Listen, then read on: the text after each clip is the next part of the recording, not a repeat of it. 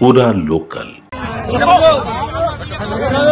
తెలంగాణలో సరిపడా యూరియా సరఫరా చేయకుండా కేంద్ర ప్రభుత్వం నిర్లక్ష్య వైఖరి నిరసిస్తూ భారత కమ్యూనిస్ట్ పార్టీ కరీంనగర్ జిల్లా సమితి ఆధ్వర్యంలో కేంద్ర మంత్రి బండి సంజయ్ గారి క్యాంప్ కార్యాలయం ముట్టడికి పిలుపునివ్వడం జరిగింది.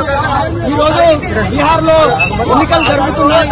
అదేవిధంగా బీజేపీ అధికారంలో ఉన్న రాష్ట్రాలలో యూరియా సరఫరా చేస్తా ఉన్నారు. కానీ తెలంగాణలో మాత్రం రైతాంగం రోడ్లపైకి వచ్చి నానా అవస్థలు పడతా ఉన్నా కూడా ఈ బీజేపీ ప్రభుత్వం తీవ్రంగా నిర్లక్ష్యం చేస్తూ ఉన్నది. తెలంగాణకు రైతాంగానికి సరిపడా యూరియాను తక్షణమే అందించాలి. లేని పక్షంలో భారత కమ్యూనిస్ట్ పార్టీ ఆధ్వర్యంలో తీవ్రమైన ఆందోళనకు సిద్దమవుతామని హెచ్చరిస్తా ఉంది.